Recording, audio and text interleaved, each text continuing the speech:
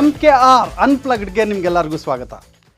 ನಮ್ಮ ದೇಶದಲ್ಲಿ ಅತಿ ಹೆಚ್ಚು ಸೈಬರ್ ಕ್ರೈಮ್ ಆಗುವಂತಹ ಸಿಟಿ ಅಂದರೆ ಯಾವ್ದು ಹೇಳಿ? ಅದು ನಮ್ಮದೇ ಬೆಂಗಳೂರು. ಯಾಕೆಂದರೆ ಇದು IT-BT ಸಿಟಿ. ಇಲ್ಲಿ ಅತಿ ಹೆಚ್ಚು ಟೆಕ್ನಾಲಜಿನ ಯೂಸ್ ಮಾಡುವಂಥ ಜನ ನಾವು. ಹಾಗಾಗಿ ನಮ್ಮ ದುಡ್ಡು ಕೂಡ ಜಾಸ್ತಿ ಸೈಬರ್ ಕ್ರೈಮ್ OTP ಫ್ರಾಡ್ಸ್ಗಳಿಗೆ ಕಳ್ಕೊಳ್ತಾ ಇದ್ದೀವಿ.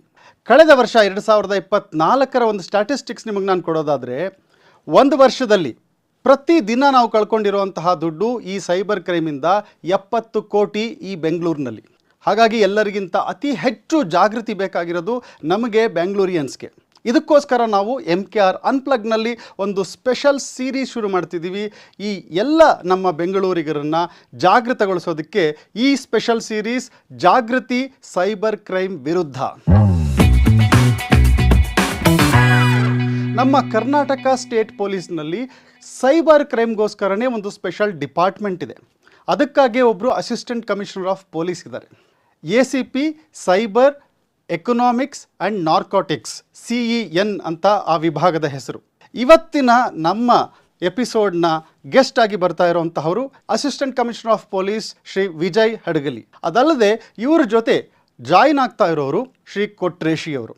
ಈ ಒಂದು ವಿಡಿಯೋನ ನಿಮ್ಮ ಎಲ್ಲ ಫ್ರೆಂಡ್ಸ್, ರಿಲೇಟಿವ್ಸ್, ಎಲ್ಲ ನಿಮ್ಮ ಬೇಕಾದವ್ರಿಗೆ ಶೇರ್ ಮಾಡಿ, ಮತ್ತು ಈ ವಿಡಿಯೋ ಲೈಕ್ ಮಾಡಿ, ಸಬ್ಸ್ಕ್ರೈಬ್ ಮಾಡಿ. ಬನ್ನಿ ನೋಡೋಣ ಏನು ಹೇಳಿದ್ದಾರೆ ನಮ್ಮ ACP ಸಾಹೇಬರು ಅಂತ. Thank you both of you for joining us today sir. Thank you.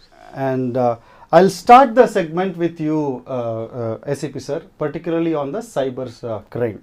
In fact, ACP sir, 2024, according to our web-related sources that we have, there are totally 17,560 cyber crime cases reported in Bangalore. And according to these statistics, it says total loss. Total ದುಡ್ಡು ಜನಗಳು ಕಳ್ಕೊಂಡಿರೋದು 1998 crores ಅಂತ ಇದು ಹೇಳ್ತಾ ಇದೆ. ಅದರಲ್ಲಿ what we have recovered is 139 crores. Totally about 7% is the recoverage. So ಇದರ ಬಗ್ಗೆ ತಾವು ಹೇಳೋದಾದರೆ, how can you give us more information about this splitting the numbers? ಯಾವ ಥರ ಟ್ರೆಂಡ್ ಯಾವ ಥರ ಇದೆ?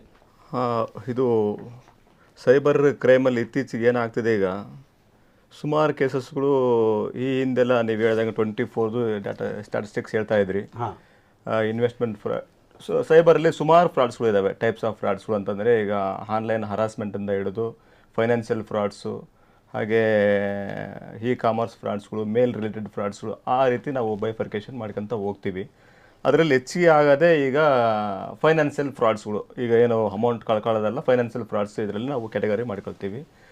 ಅದರಲ್ಲಿ ಏನಾಗುತ್ತೆ, ನಂಬರ್ 1 ಪೊಸಿಷನ್ನು ಇನ್ವೆಸ್ಟ್ಮೆಂಟ್ ಫ್ರಾಡ್ಸ್. ಈಗ ಎಲ್ಲರೂ ಏನಾಗುತ್ತೆ, ಶೇರ್ ಮಾರ್ಕೆಟಿಂಗಿಗೆ ಎಲ್ಲರೂ ಒತ್ತು ಕೊಡ್ತಾ ಇದ್ದಾರೆ. ಅದನ್ನು ಅವರು ಫ್ರಾಡ್ಸ್ಟರ್ಸ್ ಏನು ಮಾಡ್ತಾರೆ, ಇದರಲ್ಲಿ ಇನ್ವೆಸ್ಟ್ಮೆಂಟ್ ಫ್ರಾಡ್ಸ್ ಇದರಿಂದ ಅಮೌಂಟ್ ಹೆಚ್ಚಿಗೆ ಹೋಗ್ತಾ ಇದೆ. ಅರ್ಲಿಯರ್ ಡಿಜಿಟಲ್ ಅರೆಸ್ಟ್ ಇತ್ತು, ಇವಾಗ ಸ್ವಲ್ಪ ಪರವಾಗಿಲ್ಲ, ಕಡಿಮೆ ಆಗಿದೆ. ಬಟ್ ಆವಾಗೊಂದು ಕೇಸ್ ಆಗ್ತಾ ಇದ್ದಾವೆ.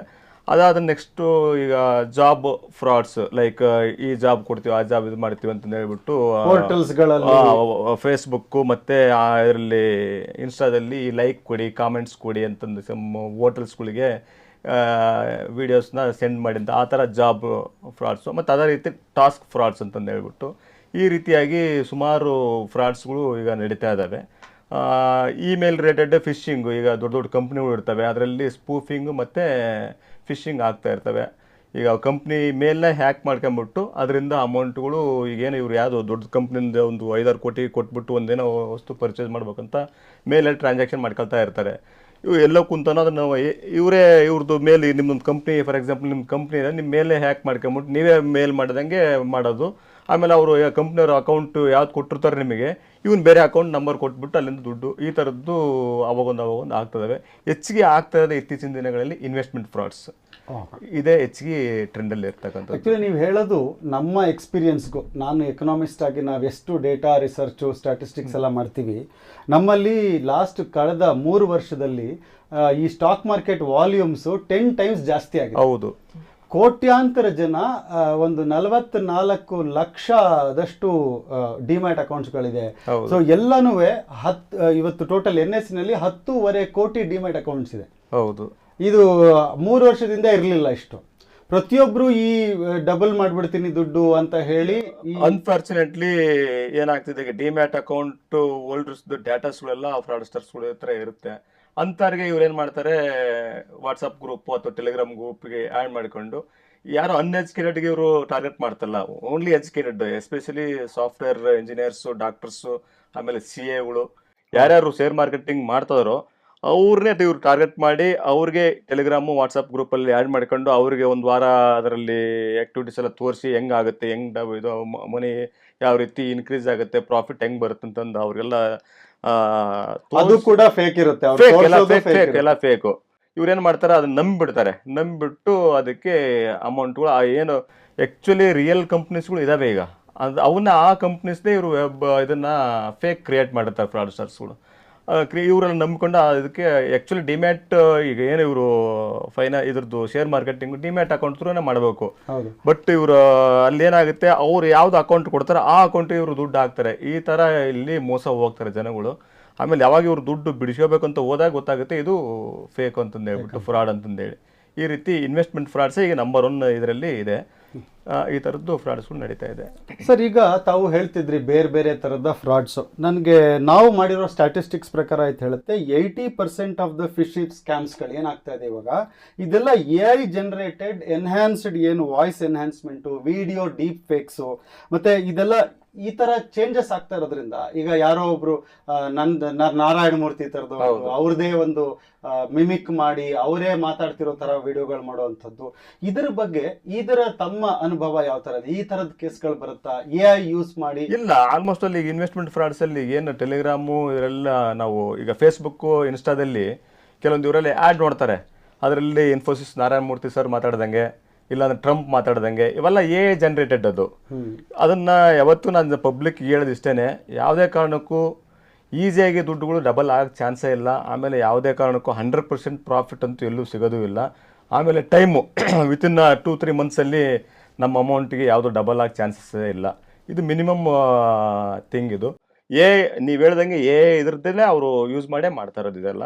ಆಮೇಲೆ ಈಗೇನು ವಾಟ್ಸಪ್ ಇದರಲ್ಲಿ ಇವ್ರು ನಾರ್ಮಲ್ ಕಾಲಲ್ಲಿ ಈಗ ಇವ್ರು ಯಾರಾದರೂ ಫಾರ್ ಎಕ್ಸಾಂಪಲ್ ಈಗ ಪಬ್ಲಿಕ್ ಜಾಯ್ನ್ ಆಗಿದ್ರೆ ನಾರ್ಮಲ್ ಕಾಲಿಗೆ ಅವ್ರು ಟ್ರೈ ಮಾಡಲಿ ಹೋಗಲ್ಲ. ಅವೆಲ್ಲ VPN ನಂಬರ್ಸ್ಗಳು, ಇದರಿಂದಲೇ ನೆಟ್ ನಂಬರ್ಸ್ಗಳು, ಇಂಟರ್ನೆಟ್ ನಂಬರ್ಸ್, ಆನ್ಲೈನ್ ನಂಬರ್ಗಳನ್ನ ಇಟ್ಕೊಂಡು ಅವೆಲ್ಲ ಮಾಡೋದು ಅವ್ರು ಕ್ರಿಯೇಟ್ ಮಾಡ್ತಾರೆ. ಅದರಲ್ಲಿ ಈಗೇನು ಟೆಲಿಗ್ರಾಮ್ ಅಲ್ಲಿ ಒಂದು 250 ಜನ ಇರ್ತಾರೆ ಅಂತಂದ್ರೆ ಅದರಲ್ಲಿ ಒಂದು ಮೋರ್ ದನ್ 50% ಫ್ರಾಡ್ಸ್ಟರ್ಸ್ ಇರ್ತಾರೆ. ಅದರಲ್ಲಿ ಯೂಸ್ ಮಾಡಿ ಅವರೇ ಇವ್ರು ನಂಬಿಸೋದು. ಈಗ ನಾನು ಇಷ್ಟು ಹಾಕಿದ್ದೆ, ನನಗೆ ಇಷ್ಟು ಬಂದ್ಬಿಡಿದೆ ಪ್ರಾಫಿಟ್. ಇವ್ರು ಏನಾಗುತ್ತೆ, ಕಾಮನ್ ಪಬ್ಲಿಕ್ ಇವ್ನಿಗೆ ಇಷ್ಟು ಬಂದಿದೆ ಅಲ್ಲ ಅಂತ ಹೇಳ್ಬಿಟ್ಟು ಇವ್ರು ನಂಬ್ತಾರೆ. ಆಮೇಲೆ ಅವ್ರವರೇ ಮೆಸೇಜ್ಗಳು ಮಾಡ್ಕೊಂತಿರ್ತಾರೆ, ಹೌದು ಬ್ರೋ ನನಗೆ ಬಂದಿದೆ ಇಷ್ಟೊಂದು, ನೀನು ಇದಕ್ಕೆ ಹಾಕು ಹಾಕಂತ. ಈ ರೀತಿಯಾಗಿ ಕೆಲವ್ರು ಏನಾಗಿದೆ, ಅವ್ರ ಹತ್ರ ಯಾವುದೋ ಒಂದು ಮನೆ ಕಟ್ಟಬೇಕು ಅಥವಾ ಏನೋ ಒಂದು ತಗೋಬೇಕು ಅಂತಂದು ಇಟ್ಕೊಂಡು ದುಡ್ಡುಗಳು ಒಂದು 2-3 ಮಂತ್ಸಲ್ಲಿ ಡಬಲ್ ಆಗುತ್ತಲ್ಲ, ಒಳ್ಳೆ ಮನೆ ಕಟ್ಟಬಹುದು ಅಂತಂದು ಹೇಳ್ಬಿಟ್ಟು ದುಡ್ಡು ಹಾಕಿದ್ದು ಉದಾಹರಣೆಗಳು ಇದಾವೆ.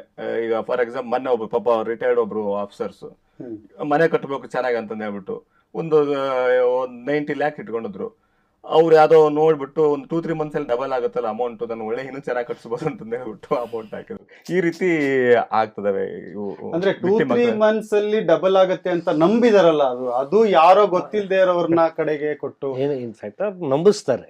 ಯಾಕಂದ್ರೆ ಅದು ಎಜುಕೇಶನ್ ಹೆಂಗ್ ಕೊಡ್ತಾರೆ ಅಂದ್ರೆ, ಈ ಇದರಲ್ಲಿ ಸರ್ ಹೇಳಿದ್ರೆ ಕಂಟಿನ್ಯೂ ಅವ್ರು ನೀವು ಫಸ್ಟ್ ಫಂಡ್ ಅಮೌಂಟ್ ಮಾಡಿ ಅಂತ ಹೇಳೋದಿಲ್ಲ. ಅವ್ರು ನಿಮಗೆ ಎಜುಕೇಶನ್ ಮಾಡ್ತೇವೆ, ಫಸ್ಟ್ ಎಜುಕೇಶನ್ ಕೊಡ್ತಾರೆ. ಗ್ರೂಪ್ಗಳಲ್ಲಿ ಈ ಚಾಟ್ ತೋರಿಸ್ತಾರೆ ಅವರು 50% ಅವರೇ ಇರ್ತಾರೆ ಫ್ರಾಡ್ಸ್ಗಳು. ಈಗ ಮಾತ್ರ ನಂಬಿಸ್ತಾ ಹೋಗ್ತಾರೆ, ನಂಬಿಸ್ತಾ ಕಂಟಿನ್ಯೂ ಆದ್ರೆ ನೀವು ನಂಬ್ತಾ ಇದ್ದೀರಾ ಅನ್ನೋ ಲೆವೆಲ್ ಬಂದಾಗ ಮಾತ್ರ ನಿಮ್ಗೆ ಇನ್ನೊಂದು ಗ್ರೂಪಿಗೆ ಕ್ರಿಯೇಟ್ ಮಾಡ್ತಾರೆ, ನೀವು ಹಾಕಿ ಫಂಡ್ ಅಂತ. ಅವಾಗ ಏನಕ್ಕೆ ಅಲ್ಲಿ ಮತ್ತೆ ಕ್ರಿಯೇಟ್ ಮಾಡ್ತಾರೆ. ಏನಾಗತ್ತೆ, ಅದು ಹೌದು ಹೌದು ಅನ್ನಂಗೆ ಲೆವೆಲಿಗೆ ಬಂದು ನಮ್ದು ಇಷ್ಟೇ ನಾವು ತಿಳ್ಕೋಬೇಕು. Without demat account we cannot do anything in share marketing. ನೀವೆಲ್ಲ ಎಕ್ಸ್ಪರ್ಟ್ಸ್ ಅಂದ್ರೆ ನೀವು ಹೇಳ್ಬೇಕು ಅದನ್ನ ಶೇರ್ ಮಾರ್ಕೆಟಿಂಗ್. ಯಾಕಂದ್ರೆ ಡಿಮ್ಯಾಟ್ ಅಕೌಂಟ್ ಇಟ್ಕೊಂಡು ಯಾರು ಮಾಡ್ತಾರೋ ಅದು ಸೇಫ್ ಇರುತ್ತೆ. ಆಮೇಲೆ IPOs ಅಲಾಟ್ಮೆಂಟ್ ಬಗ್ಗೆ ಅದರಲ್ಲಿ ಸುಮಾರು ಕಂಪ್ಲೇಂಟ್ಸ್ಗಳು ಇಲ್ಲಿ ಶೇರ್ ಮಾರ್ಕೆಟಿಂಗ್ ಅಲ್ಲಿ. All of A sudden IPO ಹೆಂಗ ಅಲಾಟ್ಮೆಂಟ್ ಮಾಡೋಕ್ಕಾಗತ್ತೆ? ಮಾಡಕ್ ಚಾನ್ಸೇ ಇಲ್ಲ. ಆಮೇಲೆ ಇವರು ನಾನು ಸುಮಾರು ಕಂಪ್ಲೇಂಟ್ಸ್ ದಾರನ್ನ ನೋಡ್ತದೇನಲ್ಲ, ಅವರೆಲ್ಲ ಟ್ರೇಡಿಂಗ್ ಮಾಡಾರೆ. ಅವರು ಯಾರು ಎಜುಕೇಟೆಡ್ ಇದ್ರು ವಿತೌಟ್ ಟ್ರೇಡಿಂಗ್ ನಾಲೆಡ್ಜ್ ಇಲ್ದ ಇರೋರು ಯಾರು ಇಲ್ಲ. ಎಲ್ಲ ಟ್ರೇಡಿಂಗ್ ಮಾಡ್ತಾ ಇರೋರೆ ಇದಕ್ಕೆ ವಿಕ್ಟಿಮ್ ಆಗ್ತಾ ಇರೋರು. ಹಾಗಾಗಿ ಹೆವಿ ಅಮೌಂಟ್ಗಳು ಕಳ್ಕೊತಾ ಇದಾರೆ. ಸೊ ಈಗ ಅಮೌಂಟ್ಗಳು ಕಳ್ಕೊಳ್ತಾ ಇದ್ದಾರೆ ಜನ ಒಂದ್ ಕಡೆಗೆ. ಮತ್ತೆ ಈ ರಿಕವರಿ ಮಾಡ್ಬೇಕಂದ್ರೆ ಈಗ ಕಂಪ್ಲೇಂಟ್ ಕೊಡ್ತಾರೆ ನಿಮ್ಗೆ, ನೀವು ಕಂಪ್ಲೇಂಟ್ ಕೊಟ್ಟ ಮೇಲೆ ಅದನ್ನ ತಗೊಂಡು ನೀವು ವೆರಿಫೈ ಮಾಡಿ ಎಷ್ಟು ಕಷ್ಟ ಇದೆ ಒಂದು ಕೇಸ್ಗಳನ್ನ ಈ ತರದ್ದು. ಯಾಕಂದ್ರೆ ಎಲ್ಲ ಒಂದು ಅವ್ರೇನೋ ಕಂಪ್ಲೇಂಟ್ ಕೊಡ್ತಾರೆ, ದುಃಖದಲ್ಲಿರ್ತಾರೆ, ಹೆಂಗಾದ್ರೂ ಒಂದ್ ಮಾಡಿ ಮಾಡಿಸ್ಕೊಟ್ಬಿಡಿ, ರಿಕವರ್ ಮಾಡ್ಕೊಡಿ. ಇಲ್ಲ, ನಾನು ಈ ಚಾಲೆಂಜಸ್ ಗಳು ಏನಿರುತ್ತೆ ಅಂತ. ಚಾಲೆಂಜಸ್ ನೋಡಿ, ಈಗ ನಾನು ಈ ಕಂಪ್ಲೇಂಟ್ ಇವ್ರೇನ್ ಮಾಡ್ತಾರೆ, ಈಗ ಯಾರಾದ್ರೂ ಈ ಸೈಬರ್ದ ವಿಕ್ಟಿಮ್ ಆದ್ರು ಅಂತಂದ್ರೆ ಇಮಿಡಿಯೇಟ್ ಆಗಿ ನಮ್ದು ಪೋರ್ಟಲ್ ಇದೆ, NCRP ಪೋರ್ಟಲ್ ಇದೆ, 1930 ಕಂಪ್ಲೇಂಟ್ ಮಾಡೋ ಫಸ್ಟ್ ಫಾರ್ಮೋಸ್ಟ್ ಏನಂತಂದ್ರೆ 1930ಗೆ ನೀವು ಕಂಪ್ಲೇಂಟ್ ಮಾಡಿದ್ರಿ ಅಂತಂದ್ರೆ ಅಟ್ಲೀಸ್ಟ್ ಅಲ್ಲೇನಾಗುತ್ತೆ, ನಿಮ್ದೆಲ್ಲ ಡೀಟೇಲ್ಸ್ ತೊಗೊಳ್ತಾರೆ ಅವರು. ಅಲ್ಲಿ ನಮ್ಮ 24x7 ಕಂಟ್ರೋಲ್ ರೂಮ್ ಅಲ್ಲಿ ಎಲ್ಲ ಇದ್ದೇ ಇರ್ತಾರೆ, ಸ್ಟಾಫ್ ಇದ್ದೇ ಇರ್ತಾರೆ. ಅವ್ರೊಂದು ಕಾಲ್ ಸೆಂಟರ್ ತರ ಇದೆ, ವರ್ಕ್ ಮಾಡ್ತಾ ಇದೆ ಥ್ರೂ ಔಟ್ ಇಂಡಿಯಾ. ಅವರು ಯಾವ್ಯಾವ್ದು ವಾಟ್ಸ್ಆಪ್ ನಂಬರ್ ಕೊಡ್ತಾರೆ, ನೀವು ಯಾವ್ಯಾವ ಅಕೌಂಟ್ಗೆ ದುಡ್ಡು ಹಾಕಿದ್ರೆ ಅಕೌಂಟ್ ನಂಬರ್ ಡೀಟೇಲ್ಸ್ ಎಲ್ಲ ಕೊಡಿ ಅಂತ ಕೇಳ್ತಾರೆ. ಆ ಅಕೌಂಟ್ ನಂಬರ್ ಅವೆಲ್ಲ ಕೊಟ್ಟರೆ ಯಾವ ಅಕೌಂಟಿಗೆ ದುಡ್ಡು ಹೋಗಿರುತ್ತೋ, ಅಮೌಂಟ್ ಹೋಗಿರುತ್ತೋ ಅದನ್ನ ಇಮಿಡಿಯೇಟ್ ಆಗಿ ಫ್ರೀಸು ಮತ್ತೆ ಬ್ಲಾಕ್ ಆಗುತ್ತೆ. ಅದು ಆಟೋಮೆಟಿಕ್ ಆಗಿ ಮಾಡ್ತಿದ್ದಾರೆ. ಈಗ ಎಲ್ಲಾ ಬ್ಯಾಂಕ್ಗಳಲ್ಲಿ ಒಂದು 15 to 20 minutes ಅಲ್ಲಿನೇ ಕಂಪ್ಲೇಂಟ್ ಮಾಡಿ ಇದರಲ್ಲಿ ಆಗ್ಬಿಡುತ್ತೆ. ಬಟ್ ಏನಂತಂದ್ರೆ ಇದರಲ್ಲಿ ಜನ ಈಗ 2-3 months ಡಿಲೇ ಆಗಿ ಬರ್ತಾರೆ ಕಂಪ್ಲೇಂಟ್ಗಳು. ಈಗ ನೀವು ಇವತ್ತು ನೀವೊಂದು ಈಗ ಪ್ರೆಸೆಂಟ್ ಒಂದು 5 ಲಕ್ಷ ಹಾಕ್ಬಿಟ್ಟಿದ್ದೀರಾ, ಇವಾಗ ನಿಮಗೆ ಅರ್ಥ ಆಯ್ತು ಇದು ಏನೋ ಫ್ರಾಡ್ ಆಗ್ತಿದೆ ಅಂತ, ಇಮಿಡಿಯೇಟ್ ಆಗಿ ನೀವು 1930 ಮಾಡಿದ್ರೆ ನಿಮ್ದೊಂದು 90% ನಿಮ್ ಅಮೌಂಟ್ ಸಿಗೋ ಚಾನ್ಸಸ್ ಹೆಚ್ಚಿಗೆ ಇದೆ. ಯಾಕಂದ್ರೆ ನಾವು 1930 ಮಾಡಿದ ತಕ್ಷಣ ಅಕೌಂಟ್ಗಳು ಲೀನ್ ಆಗ್ತವೆ, ಬ್ಲಾಕ್ ಆಗ್ಬಿಡ್ತವೆ. ಇದು ಹೇಳೋದಾದ್ರೆ ಈಗ ಹಾರ್ಟ್ ಅಟ್ಯಾಕ್ ಆದ ತಕ್ಷಣ ನಿಮಗೆ ಆದ ತಕ್ಷಣನೇ ಇಮಿಡಿಯೇಟ್ ಆಗಿ 1930 ಕಾಂಟ್ಯಾಕ್ಟ್ ಮಾಡಿ ಕಂಪ್ಲೇಂಟ್ ಕೊಡಬೇಕು. ಅದಾದ ತಕ್ಷಣ ಸ್ಟೇಷನ್ಗೆ ಬಂದು ಕಂಪ್ಲೇಂಟ್ ಕೊಡಬೇಕು. ಆಮೇಲೆ ಯಾವ ಲಿಂಕ್ ಇವ್ರು ಯೂಸ್ ಮಾಡ್ತಾರೆ ಆ ಲಿಂಕ್ಗಳೆಲ್ಲವನ್ನು ಬರೆದಿಟ್ಕೊಂಡಿರ್ಬೇಕು, ಮೊಬೈಲ್ ಅಲ್ಲಿ ಸೇಫ್ ಆಗಿ ಇಟ್ಕೊಂಡಿರ್ಬೇಕು. ಅಟ್ಲೀಸ್ಟ್ ನಮಗೆ ಇನ್ವೆಸ್ಟಿಗೇಷನ್ ಈಸಿ ಆಗುತ್ತೆ. ಇದೆಲ್ಲ ಸಿಕ್ಕದೇ ಇದ್ರೆ ಕಷ್ಟ ಅಂತಂದ್ರೆ ಟೈಮ್ ಆಗುತ್ತೆ. ನಾವೆಲ್ಲ ಲೆಟರ್ ಕರೆಸ್ಪಾಂಡೆನ್ಸ್ ಮಾಡಿಕೊಂಡು ಅವೆಲ್ಲ ತಗೊಂಡು ಮಾಡತ್ಲೆ ಟೈಮ್ ಹಿಡಿಯುತ್ತೆ ಅಷ್ಟೇನೆ. ಆಮೇಲೆ recovery of amount very less chances ಇರುತ್ತೆ. ಸೊ ತಾವು ಹೇಳ್ತಿದ್ರಿ, ಇದನ್ನೇ ನಾನು ನೆಕ್ಸ್ಟ್ ಮುಂದಿನ ಪ್ರಶ್ನೆ ಇದ್ದಿದ್ದೆ ನನಗೆ. ಅದು ಈ ರೆಸ್ಪಾನ್ಸ್ ಟೈಮ್ ಲೈನ್ಸ್ ಏನಿರುತ್ತೆ ಅಂತಂದರೆ, ಒಂದು ಸರಿ ನಾನು ಕಂಪ್ಲೇಂಟ್ ಕೊಟ್ಟ ಮೇಲೆ ಯಾರು ವಿಕ್ಟಿಮ್ ಇದು ದುಡ್ಡು ಕಳ್ಕೊಂಡಿರ್ತಾರೆ, ಎಷ್ಟು ಸಮಯ ತಗೊಳುತ್ತೆ ಅವ್ರಿಗೆ ಒಂದು FIR ಫೈಲ್ ಮಾಡೋದಾಗಲಿ ಅಥವಾ ಈ 1930 ಕಾಲ್ ಮಾಡಿದ್ಮೇಲೆ ಅದನ್ನು ಇವೆಂಚುವಲಿ ನನಗೇನೋ ಒಂದಿದೆ ಬರುತ್ತೆ ಬರಲ್ಲ ಅಂತ ಗೊತ್ತಾಗೋದಕ್ಕೆ ಅವ್ರಿಗೆ ಯಾವ ತರ ತಿಳ್ಕೊಬಹುದು? ಇಲ್ಲ, ಬರುತ್ತೆ ಬರಲ್ಲ ಅಂತ ಗೊತ್ತಾಗೋದಿಲ್ಲ. ಇದರಲ್ಲಿ ನಮ್ದೇನು ಅಂತಂದ್ರೆ ಕಾಮನ್ ಈ ಸಾರ್ವಜನಿಕರ ಒಂದು ಹೇಳ್ತಾ ಇರೋದು ಒಂದು ರಿಕ್ವೆಸ್ಟ್, ನೀವು ಯಾವಾಗ ನಿಮಗೆ ಇದು ಮೋಸ ಅಂತ ಗೊತ್ತಾಗುತ್ತೆ ಇಮಿಡಿಯೇಟ್ ಆಗಿ 1930 ಕಾಲ್ ಮಾಡಿ ನೀವು ಆಮೇಲೆ ಬನ್ನಿ ಆರಾಮಾಗಿ ಸ್ಟೇಷನ್, ನಿಯರ್ ಬೈ ಸ್ಟೇಷನ್ಗೆ ಹೋಗಿ. ನೀವು ಎಲ್ಲೋ ಅವಸರ ಮಾಡ್ಕೊಂಡು ಎಲ್ಲೋ ಹೋಗೋ ಅವಶ್ಯಕತೆ ಇಲ್ಲ. ನಿಯರ್ ಬೈ ಸ್ಟೇಷನ್ ಹೋದ್ರೆ ಅವ್ರು ನಿಮ್ಗೆ ಹೇಳ್ತಾರೆ. ಈಗ ನಮ್ಮ ಸೌತ್ ಡಿವಿಷನ್ ಈಗ ಡಿವಿಷನ್ ಒಂದೊಂದು police station, cyber police station ಇದೆ. ಆಮೇಲೆ ಮೋರ್ ಸ್ಟೇಷನ್ ಅಲ್ಲೂ ಸಹ ಕಂಪ್ಲೇಂಟ್ ತಗೋತಾರೆ. ಈಗ ಅಲ್ಲೂ ಸಹ ಮಾಡ್ತಿದಾರೆ. ಈಗ ಏನಂತ ನಮ್ಮ ಇದಕ್ಕೋಸ್ಕರ 2 ಲಕ್ಷಕ್ಕಿಂತ ಕಡಿಮೆ ಇರೋವು ಲೋಕಲ್ ಸ್ಟೇಷನ್ ಅಲ್ಲೇ FIR ಮಾಡ್ಕೊಳ್ತಿದ್ದಾರೆ. 2 ಲಕ್ಷ ಮೇಲೆ ನಮ್ಮ ಸ್ಟೇಷನ್ ಅಲ್ಲಿ ಬರ್ತಾ ಇದಾರೆ. ಬಟ್ ಎಲ್ಲಾ ಕಡೆಗೂ ಯಾರು ರೆಫ್ಯೂಸ್ ಮಾಡಲ್ಲ. ನಂದು ರಿಕ್ವೆಸ್ಟ್, ಯಾರ್ಯಾರು ಇದು ಸೈಬರ್ಗೆ ವಿಕ್ಟಿಮ್ ಆಗ್ತಾ ಇದ್ರು ಬಂದು ಕಂಪ್ಲೇಂಟ್ ಕೊಡಿ ಅಂತ ನಾನು ಹೇಳ್ತೇನೆ. ಆಕ್ಚುಲಿ ನೀವ್ ಹೇಳಿದಂಗೆ 17,000 ಎಷ್ಟು ಹೇಳ್ತಾ ಇದ್ರಿ, ಅವೆಲ್ಲ ಸೈಬರ್ ಆನ್ಲೈನ್ ಕಂಪ್ಲೇಂಟ್ಸ್ಗಳು. ಇದರಲ್ಲಿ 50% ಜನ ಕಂಪ್ಲೇಂಟ್ ಕೊಡೋದಿಲ್ಲ ಸ್ಟೇಷನ್ಗೆ ಬಂದು. ನಾವೇ ಫೋನ್ ಮಾಡಿ ರಿಜಿಸ್ಟರ್ ಮಾಡ್ಬಿಡ್ತಾರೆ, ಸುಮ್ಮನೆ ಆಗ್ಬಿಡ್ತಾರೆ. ಈ ಕೆಲವೊಂದು ಕಡಿಮೆ ಅಮೌಂಟ್ ಕಳ್ಕೊಂಡಿರ್ತಾರೆ, ಅವರು ಅಯ್ಯೋ ಸ್ಟೇಷನ್ ಯಾಕೆ ಹೋಗ್ಬೇಕು, ಅದೇನು ಬರುತ್ತೋ ಇಲ್ವೋ, ಹೋಗ್ಬಿಡ್ತು ಅಂತ ಆ ತರ ನೆಗ್ಲೆಕ್ಟ್ ಮಾಡ್ತಿದ್ದಾರೆ. ನಾನು ಹೇಳೋದು ಬಂದು ಕಂಪ್ಲೇಂಟ್ ಕೊಡಿ. ಅಟ್ಲೀಸ್ಟ್ ನಮಗೆ ಒಂದು ಡಾಟಾ ಸರ ಕಲೆಕ್ಟ್ ಮಾಡ್ಕೋಬಹುದು. ಯಾವ ಅಕೌಂಟ್ಗೆ ಹಾಕಿದ್ದು ಆ ಅಕೌಂಟ್ ಡೀಟೇಲ್ಸ್ ಸಿಗ್ತಾ ನಮಗೆ. ಅಟ್ಲೀಸ್ಟ್ ಯಾವ್ದಾದ್ರು ಮೋಸ ಮಾಡೋ ಚಾನ್ಸಸ್ ನಾವು ಅಟ್ಲೀಸ್ಟ್ ಅದು ಬ್ಲಾಕ್ ಆಗುತ್ತೆ. ನಾವು ಯಾರಾದ್ರೂ ಅರೆಸ್ಟ್ ಆಗೋ ಚಾನ್ಸಸ್ ಇರ್ತವೆ. ಅದಕ್ಕೆ ನಾನು ಹೇಳೋದು ಕಂಪ್ಲೇಂಟ್ ಕೊಡಿ ಅಂತ ಹೇಳ್ಬಿಟ್ಟು. ಸರ್, ಬಹಳ ಚೆನ್ನಾಗಿ ಈ ವಿಷಯಗಳನ್ನೆಲ್ಲ ತಿಳಿಸ್ಕೊಟ್ರಿ. ಎಸ್ಪೆಷಲಿ ಜನ ಏನ್ ಮಾಡಬೇಕು ಅಂತ. ಅಂದ್ರೆ ಈಗ ಫೈನಲಿ ಇನ್ನೊಂದು ಮುಖ್ಯವಾದ ಪ್ರಶ್ನೆ ಏನಂದರೆ, ನೀವು ಈ ಬೆಂಗಳೂರಲ್ಲಿ ಕೆಪಾಸಿಟಿ ಯಾವ ಥರ ಇದೆ? ಯಾಕಂದರೆ ಹೆಚ್ಚು ನಮ್ಮದು ಒಂದು IT ಕ್ಯಾಪಿಟಲ್ ನಮ್ಮದು. ಇಲ್ಲೇ ಹೆಚ್ಚು ನಮ್ಮ ಸೈಬರ್ ಯೂಸೇಜ್ ಮಾಡುವಂಥದ್ದು ಎಲ್ಲ ಆ್ಯಪ್ಸ್ಗಳು ಏನು ಹೊಸದು ಬಂದರೂ ಬೆಂಗಳೂರು ಜನನೇ ಫಸ್ಟು ಡೌನ್ಲೋಡ್ ಮಾಡೋದು. ಅದು ಯಾವುದೋ ಹೊಸ ಪೇಮೆಂಟ್ ಆ್ಯಪ್ ಇರ್ಬೋದು, ಏನೇ ಟೆಕ್ನಾಲಜಿ ಇರ್ಬೋದು, ಯಾವುದೋ ಒಂದು ChatGPTದು ಹೊಸದಾಗಿ ಯಾರೋ ಮಾಡಿದ್ದಾರೆ, ನಿಮ್ಮ ಫೇಸ್ ಫಿಲ್ಟರ್ ಬಂದಿದೆ ಅಂದರೆ ಫಸ್ಟ್ ಯೂಸ್ ಮಾಡೋದೇ ಇಲ್ಲಿ. ಅದು ಫ್ರಾಡ್ ಇರ್ಬೋದು, ಇಲ್ಲದೆ ಇರ್ಬೋದು. ಯೂಸೇಜ್ ಜಾಸ್ತಿ ಇರೋದ್ರಿಂದ ಇಲ್ಲಿ ಸೈಬರ್ ಕ್ರೈಮ್ದ ಆಪರ್ಚುನಿಟಿ, ಫ್ರಾಡ್ಸ್ಟರ್ಸ್ಗೆ ಆಪರ್ಚುನಿಟಿ ಇರೋದೇ ಎಲ್ಲಿ ಜಾಸ್ತಿ ಜನ ಅನ್ನೋದು. ಸೊ ಇದಕ್ಕೆ ತಕ್ಕಷ್ಟು ನಮಗೆ ಅಷ್ಟು ಕೇಸಸ್ನ ಹ್ಯಾಂಡಲ್ ಮಾಡೋದಕ್ಕೆ ಯಾವ ಥರ ಡಿಪಾರ್ಟ್ಮೆಂಟ್ ಕಡೆ ಇಲ್ಲ. ಈಗ ಏನಾಗಿದೆ ಹೇಳಿದ್ನಲ್ಲಿ ನಿಮಗೆ, ಪ್ರತಿಯೊಂದು ಸ್ಟೇಷನಲ್ಲೂ ಸಹ ಈಗ ಸೈಬರ್ದು ಹ್ಯಾಂಡಲ್ ಮಾಡ್ತಾ ಇದ್ದೀವಿ. ಸೋಷಿಯಲ್ ಮೀಡಿಯಾ ಮಾನಿಟರಿಂಗು ಅದೂ ಇದೆ. ಎಲ್ಲರಿಗೂ ಈಗ ನಮ್ಮ CID ಕಚೇರಿಯಲ್ಲಿ level 1 level 2 ಈಗ ಎಲ್ಲರಿಗೂ ಟ್ರೈನಿಂಗ್ಗಳು ಆಗ್ತದೆ ಎಲ್ಲ ಸ್ಟಾಫ್ಗೂ. ಸ್ಟಾಫ್ಗಳಿಗೆ ಎಲ್ಲರಿಗೂ ಟ್ರೈನಿಂಗ್ Technology ಟೆಕ್ನಾಲಜಿ ಎಲ್ಲ ಇದು ಮಾಡ್ತಾ ಇದಾರೆ. ಅದೇ ರೀತಿ ಯಾವುದೇ ಕಂಪ್ಲೇಂಟ್ ಬಂದ್ರು ಸಹ ಫಸ್ಟ್ಗೆಲ್ಲ ನಮ್ಗೆ ಏನಾಗ್ತದೆ, ಸೈಬರ್ ಅಂತಂದ್ರೆ ಏನೋ ಇದು ಹೊಸದು. ಇದು ಒಂದು 5 years ಬ್ಯಾಕ್ ಸೈಬರ್ ಕೇಸಸ್ ಬಂದ್ರೆ ಸ್ಟೇಷನ್ಗಳಲ್ಲಿ ಇದೇನೋ ನಮಗೆ ಗೊತ್ತೇ ಆಗಲ್ಲ. ಈಗ ಅದೇನಾಗಿದೆ, ಈಗ ಸೈಬರ್ ಕೇಸಸ್ ಅಂತಂದ್ರೆ ನಾರ್ಮಲ್ ಕೇಸ್ ತರ ನಾವು ಹ್ಯಾಂಡಲ್ ಎಲ್ಲರೂ ಮಾಡ್ತಿದಾರೆ. ಈಗ ನಾವು ಸೈಬರ್ ಸೆನ್ ಅಂತ ಯಾಕೆ ಅಂತಂದ್ರೆ ನಮಗೆ ಅಟ್ಲೀಸ್ಟ್ ಇಲ್ಲಿ ಸಪರೇಟ್ ಆಗಿ ಡೆಸಿಗ್ನೇಟೆಡ್ ಸ್ಟಾಫ್ಗಳು, ಆಫೀಸರ್ಸು ಮತ್ತೆ ಎಲ್ಲ ಇರೋದ್ರಿಂದ ಒಂದು ಹೈ ಅಮೌಂಟ್ ಇದ್ದವನ್ನ ಕೇಸ್ಗಳು ನಾವು ಹ್ಯಾಂಡಲ್ ಮಾಡ್ತಾ ಇದೀವಿ. ಹಾಗಾಗಿ ಎಲ್ಲ ಹ್ಯಾಂಡಲ್ ಮಾಡ್ತಾ ಇದೀವಿ.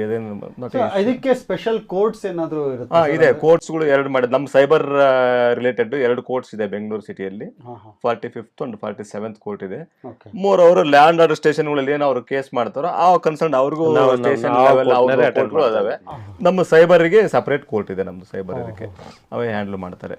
ಅದ್ಭುತ ಸರ್, ಬಹಳ ಉತ್ತಮವಾದ ಜನಗಳಿಗೆ ಉಪಯೋಗ ಬಟ್ ಏನು ಅಂತಂದ್ರೆ ನನಗೆ ಜನರಿಗೆ ಇನ್ನೂ ಹೇಳೋದು, ಬಿಳಿ ಇರೋದೆಲ್ಲ ಹಾಲಲ್ಲ ಅಂತ ನಾವು ಅರ್ಥ ಮಾಡ್ಕೋಬೇಕು. ಆಮೇಲೆ ಒಂದು ಕಾಮನ್ ಸೆನ್ಸು, ಇಮ್ಮಿಡಿಯೇಟ್ ಆಗಿ ಯಾವುದೇ ಕಾರಣಕ್ಕೂ ಡಬಲ್ ಆಗಿ ಚಾನ್ಸೇನೆ ಇಲ್ಲ, ಯಾರು ಫ್ರೀ ಕೊಡಲ್ಲ. ಇದು ನಮ್ಮ ಮೈಂಡ್ ಅಲ್ಲಿ ಇರಬೇಕು. ಯಾರೋ ಒಬ್ಬನು ಅಲ್ಲಿ ಸೋಷಿಯಲ್ ಮೀಡಿಯಾದಲ್ಲಿ ಕೂತ್ಕೊಂಡು ಅವನೆಲ್ಲ ಏನೋ ಹೇಳ್ತಾನಂತಂದ್ರೆ ಎಲ್ಲದೂ ನಂಬೋದು ತಪ್ಪು ಅಂತ ನಾ ಹೇಳ್ತೀನಿ. ಆಮೇಲೆ ಏನ್ ಮಾಡಿದ್ರು ನಾವು ಗೂಗಲ್ ಹೋಗಿ ಸರ್ಚ್ ಮಾಡ್ತೀವಿ. ಈ ಕೆಲವೊಂದು ಕಸ್ಟಮರ್ ಕೇರ್ ನಂಬರ್ಗಳು, ಈಗ ನಮ್ದೇನೋ ಮನೇಲಿ ಫ್ರಿಜ್ ಕೆಡ್ತು ಅಂತ ತಕ್ಷಣ ಸ್ಯಾಮ್ಸಂಗ್, ಗೂಗಲ್ ಹೋಗ್ತೀವಿ ನಾವು, ಸ್ಯಾಮ್ಸಂಗ್ ಇದಕ್ಕೆ ಹೋಗ್ತೀವಿ. ನಾನು ಹೇಳೋದು ಗೂಗಲ್ಗೆ ಹೋಗ್ಬೇಡಿ, ಸ್ಯಾಮ್ಸಂಗ್ ವೆಬ್ಸೈಟ್ ಇರುತ್ತೆ ಅಥೆಂಟಿಕೇಟೆಡ್, ಅಲ್ಲಿ ಹೋಗ್ಬಿಟ್ಟು ನಂಬರ್ ತಗೊಳ್ಳಿ. ಯಾಕಂದ್ರೆ ಅಲ್ಲಿ ಗೂಗಲ್ ಅಲ್ಲೂ ಏನಾಗ್ತದೆ, ಅವು ಕೇಸ್ ರಿಜಿಸ್ಟರ್ ಆಗಿದಾವೆ. ಗೂಗಲ್ ಅಲ್ಲಿ ಫೇಕ್ ನಂಬರ್ಗಳು ಹಾಕ್ಬಿಟ್ಟು ಅಲ್ಲೇನು ಚೀಟಿಂಗ್. ಯಾರು ಗೂಗಲ್ ಗೆ ಸರ್ಚ್ ಎಂಜಿನ್ ಗೆ ಜಾಸ್ತಿ ದುಡ್ಡು ಕೊಡ್ತಾರೆ ಅವ್ರದನ್ನ ಮೇಲೆ ತೋರಿಸ್ತಾನ. ಹೌದು, ಹಾಗಾಗಿ ಫ್ರಾಡ್ ಸೈಟ್ಸ್ ಗಳೇನಾದ್ರೂ ಆ ತರ ಅದ್ರಲ್ಲಿ ಈಗ ನಾನು ಗೂಗಲ್ ಆಗಿರೋದೆಲ್ಲ ಫಾಲ್ಸ್ ಅಂತ ಹೇಳ್ತಾ ಇಲ್ಲ, ಅದರಲ್ಲೂ ಸಹ ಚಾನ್ಸಸ್ ಹೆಚ್ಚಿದೆ. ಅದಕ್ಕೆ ನಾನು ಹೇಳೋದು ಅಥೆಂಟಿಕೇಟೆಡ್ ಆ ಕಂಪ್ನಿ ಅಫಿಷಿಯಲ್ ವೆಬ್ಸೈಟ್ ಹೋಗ್ಬಿಟ್ಟು ನಂಬರ್ ತಗೊಂಡು ಯೂಸ್ ಮಾಡಿದ್ರೆ ಒಳ್ಳೇದಂತ ಹೇಳ್ತೀನಿ. ಆಮೇಲೆ ಈಗ ಅನ್ನೆಸರಿ ಅನ್ವಾಂಟೆಡ್ ಏನ್ ಮಾಡ್ತೀವಿ, ವಿಡಿಯೋಸ್ಗಳಿಗೆ ಲೈಕ್ ಕೊಡೋದು, ಕಮೆಂಟ್ಸ್ ಕೊಡೋದು, ಅವನ್ನ ಫಾರ್ವರ್ಡ್ ಮಾಡೋದು, ಕೆಲವೊಂದ್ಸತಿ ಅದು ಅಫೆನ್ಸ್ ಇದೆ. ಅದ್ರದ್ದು ಸ್ವಲ್ಪ ಸಾರ್ವಜನಿಕರು ಅರ್ಥ ಮಾಡ್ಕೋಬೇಕು. ಫೇಸ್ಬುಕ್ ಅಲ್ಲಿ, ಇನ್ಸ್ಟಾದಲ್ಲಿ, ಕೆಲವೊಂದು ವಾಟ್ಸಪ್ಗಳಲ್ಲಿ ಏನೇನು ಮೆಸೇಜ್ಗಳು ಬರ್ತಾ ಇರ್ತವೆ, ಫಾರ್ವರ್ಡ್ ಮಾಡೋದು, ಅದನ್ನ ಹಾಳಾಗ್ತದೆ. ಆಮೇಲೆ ಕೇಸ್ ರಿಜಿಸ್ಟರ್ ಆಗೋ ಚಾನ್ಸಸ್ ಹೆಚ್ಚಿಗೆ ಅವೆಲ್ಲ. ಆಮೇಲೆ ಟಿಪ್ ಲೈನ್ ಕೇಸಸ್ ಅಂತ ನಮ್ಮಲ್ಲಿ ಕೇಸ್ ರಿಜಿಸ್ಟರ್ ಮಾಡ್ತೀವಿ. ಯಾರು ಪೋರ್ನೋಗ್ರಫಿ, ಚಿಲ್ಡ್ರನ್ ಪೋರ್ನೋ ಯಾರಾದ್ರೂ ವಾಚ್ ಮಾಡ್ತಾ ಇದ್ರೆ ಅದು ಇಮಿಡಿಯೇಟ್ ಆಗಿ ನಮ್ಮ ಇದಕ್ಕೆ ಹೋಗುತ್ತೆ, ನಮ್ಮ ಪೋರ್ಟಲ್ ಇದಕ್ಕೆ ಹೋಗಿ ಅಲ್ಲಿಂದ ಅವ್ರದ್ದು ಡಾಟಾ ಕಲೆಕ್ಟ್ ಮಾಡ್ಕೊಂಡು ಇಮಿಡಿಯೇಟ್ ಆಗಿ ಅವ್ರ ಮೇಲೆ ಕೇಸ್ ರಿಜಿಸ್ಟರ್, ನಾವು ಪೋಕ್ಸೋ ಇದರಲ್ಲಿ ಕೇಸ್ ರಿಜಿಸ್ಟರ್ ಮಾಡ್ತಾ ಇದೀವಿ. ಟಿಪ್ ಲೈನ್ ಕೇಸಸ್ ಈ ತರ ಸುಮಾರು ಇದೆ. ನಾವು ಈ ಸೋಷಿಯಲ್ ಮೀಡಿಯಾದ್ದು ಎಷ್ಟು ಪ್ರಾಸ್ ಇದೆ ಅಷ್ಟೇ ಕಾನ್ಸ್ ಇದೆ, ಅದನ್ನ ನೋಡ್ಕೊಂಡು ಯೂಸ್ ಮಾಡಬೇಕು ಅಷ್ಟೇ. ನನ್ನ ಕಳಕಳಿ. ತುಂಬ ಚೆನ್ನಾಗಿ ಮಾತಾಡಿದ್ರಿ ಸರ್, ಒಳ್ಳೆ ಉಪಯುಕ್ತವಾದ ಮಾಹಿತಿ ಕೊಟ್ಟಿದ್ದೀರಾ. ಸೈಬರ್ ಸೆಕ್ಯೂರಿಟಿ ರಿಲೇಟೆಡ್ ಎಲ್ಲ ಮಾತಾಡಿದ್ವಿ, ಸೈಬರ್ ಕ್ರೈಮ್ ರಿಲೇಟೆಡ್ ಮಾತಾಡಿದ್ವಿ. ಈ ಸೈಬರ್ ಫ್ರಾಡ್ಸ್ ಅಲ್ಲದೆ ಬಹಳಷ್ಟು ಇನ್ವೆಸ್ಟ್ಮೆಂಟ್ ಫ್ರಾಡ್ಸ್ ಇದೆ. ಹಾಗಾಗಿ ಕೊಟ್ರೇಶಿ ಸರ್, ತಮಗೆ ಈ ಇನ್ವೆಸ್ಟ್ಮೆಂಟ್ ಫ್ರಾಡ್ಸ್ ಬಗ್ಗೆ ನನ್ನ ಕೆಲವು ಪ್ರಶ್ನೆಗಳಿದೆ, ಅದನ್ನು ಕೇಳ್ತೀನಿ. ಸ್ನೇಹಿತರೆ, ನಾವು ನೋಡಿದ್ವಿ ಈ ಎಪಿಸೋಡ್ನಲ್ಲಿ ಯಾವ ಥರ ಫ್ರಾಡ್ಸ್ಗಳಾಗುತ್ತೆ ಅಂತ.